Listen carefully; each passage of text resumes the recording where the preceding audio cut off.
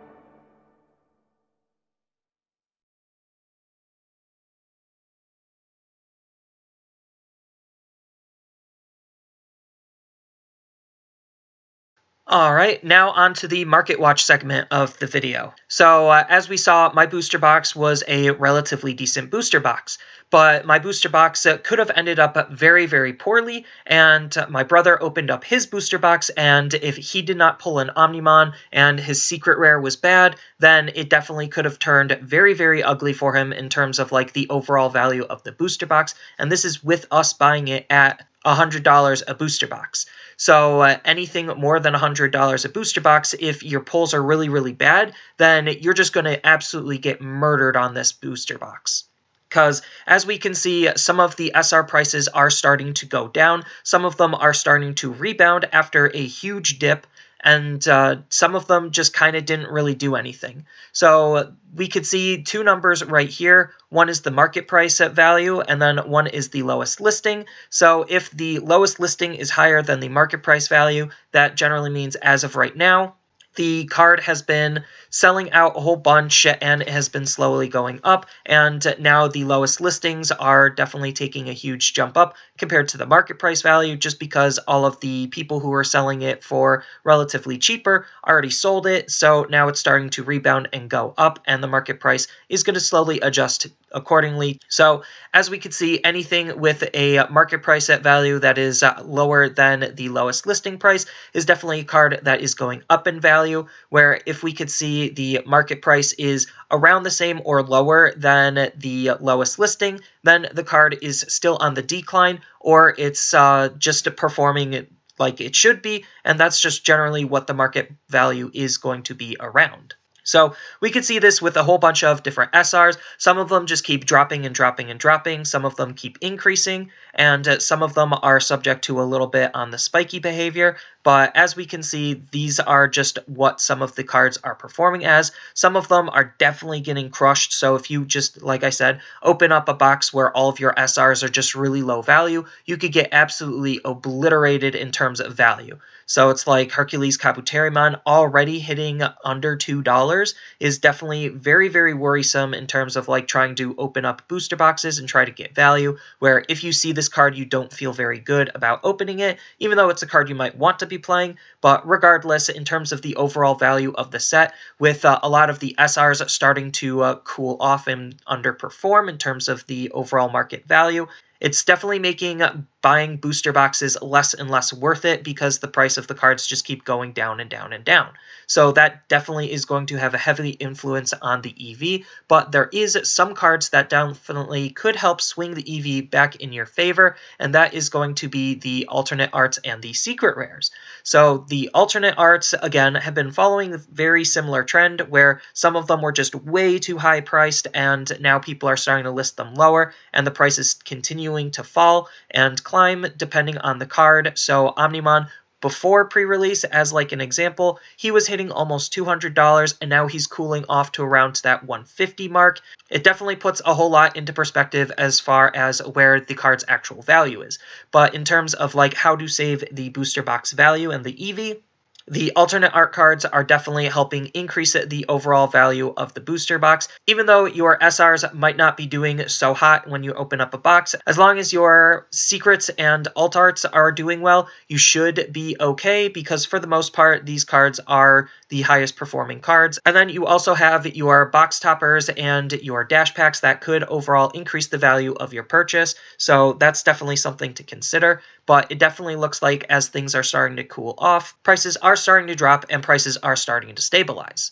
So as we can see, some of the secret rares are also kind of underperforming. So if you get a couple of bad secret rares and you get some bad alt arts and your SR pulls are bad, then paying $100 for a booster box just isn't super feasible. And that's why we turn to the secondary market, or people should start considering turning to the secondary market to pick up some of the singles that they're looking for, especially if they're on the decline and especially if they're cheap. And then as we could see, the rares are also starting to underperform and go down in price, but that's just because there's going to be so much more supply of these versus the secret rares, super rares, and alt art cards. So it's no surprise that some of the cards are dipping in value. Now, some of them, even though they are dipping, they still are holding some relatively decent value, just because there's still some very highly playable cards, and there's still some really, really decent cards. There's just more of these cards cards than the secret rares, super rares, and alternate art cards.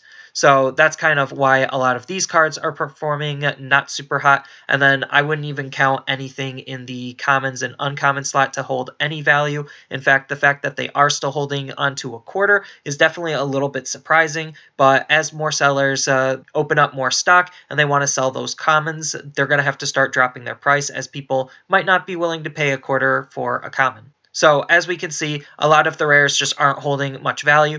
So I definitely wouldn't count on your rares holding much value in the long run, just because, again, as more stock comes out, they are one of the easier to get rarities. So that means that there'll be plenty of these cards around versus the super rare, secret rares, and alt arts. But I'm not saying because these prices are dropping, you shouldn't necessarily buy booster boxes, because you should still buy booster boxes, because that's how singles get opened to begin with, and that's how just the secondary market tends to flow, and it still could be worth opening up booster boxes. It's just not at these inflated prices that we're seeing with these booster boxes, because as prices are starting to fall, the EV is falling, and if the EV is falling, but the box price is starting to increase or stay at a very high price, then it just doesn't become worth it to open up booster boxes after a certain point. So I would definitely be very, very careful and watch what the secondary market in terms of singles is doing, so that way you could make more of an informed purchasing decision if you want to buy a booster box or if you want to buy singles. But again, I don't know exactly how well the secondary market is going to be doing. We're only one day in, and we're already seeing a whole bunch of fluctuation. So who knows how long these low prices are going to last, or who knows if cards are going to continue to fall. It's just all up in the air, because the secondary market is just going to be doing its own thing from this point forward, and sometimes that's a little bit hard to predict. Some things are a little bit easier to predict based on what we know coming up in future sets. But outside of that, in terms of like what you want to play, just figure that out and then get what you need accordingly. So I would definitely keep a close eye on the secondary market to see how everything is performing. And it's definitely going to be really interesting to see how things develop, knowing that the booster box supply was rather tight, but these prices are performing the way they are currently is definitely something really, really interesting. So definitely keep an eye out on what the secondary market is behaving like, and see what is more worth it to you if you want to buy booster boxes at higher prices, if you want to wait to buy booster boxes, or if you just want to go ahead and pick up a couple of the singles that you want or need. So just as a quick friendly reminder, I am a single seller on TCG Player. You could find me over at Zenitsu Games. Almost all of the cards that I opened in the box opening is already going to be up for sale. Some cards have already started selling, so definitely keep a close eye on my shop if you want to support me in the channel, as well as pick up some reasonably priced cards, because I do try to be as reasonably priced and competitive as I possibly can when it comes to TCG Player. And then I also have a TCG affiliate link down in the description below. So if you use that link when you are purchasing your cards or checking out with your cards, some of the money that you are spending will also go to help supporting me and the channel. And then on top of that, you could also just buy some of my singles to continue to support me in the channel. So there's a double whammy there, all on TCG Player. But outside of that, that's all I really have for this video. As always, feel free to tell me your thoughts down in the comments below. And as always, don't forget to like, share, and subscribe for more content, and I'll see you in the next video.